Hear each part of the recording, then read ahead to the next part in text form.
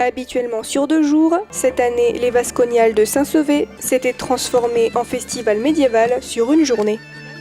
Toujours au rendez-vous, les passionnés de vikings, châteaux et autres histoires de princesses avaient été nombreux à venir découvrir les activités de cette journée.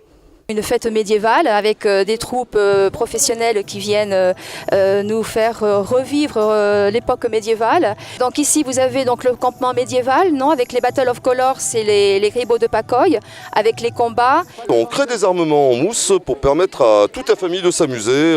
Donc on a commencé il y a à peu près 2 ans et voilà, on apporte ça sur des médiévales, des fêtes de village. On a différents types de matériel, donc ça va du viking, romain, médiéval, renaissance. Et le principe aider ces familles s'amuser ou d'organiser des grands jeux comme des captures de bannières et ce genre de choses. Ensuite, nous avons place du Tour du Sol et place Léon Dufour. Nous avons tous les artisans, la taverne qui est ouverte toute la journée.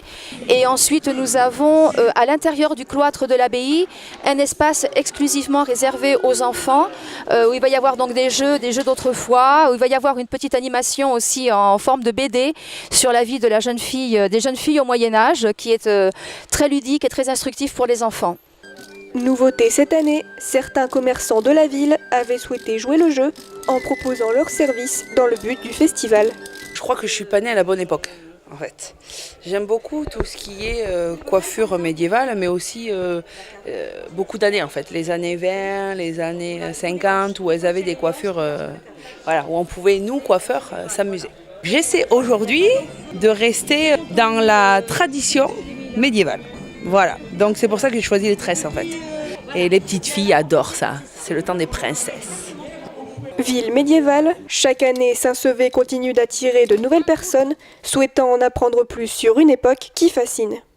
Je pense que quand on est tout petit, petite fille, petit garçon, qui n'a pas rêvé de s'habiller en princesse, qui n'a pas rêvé d'être chevalier, de combattre avec des armes, donc je pense que même les adultes, ils ont toujours en eux enfoui ce petit caractère d'enfant, non, finalement. C'est une fête familiale, donc voilà, c'est le but de faire connaître cette époque et de un petit peu regarder aussi autour de nous tous les bâtiments que nous avons, qui sont des bâtiments classés au patrimoine.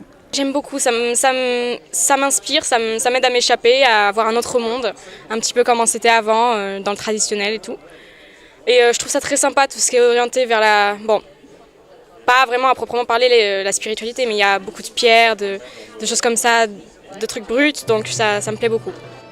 L'année prochaine, Saint-Sevé devrait retrouver ses traditionnelles Vasconiales durant 2 jours.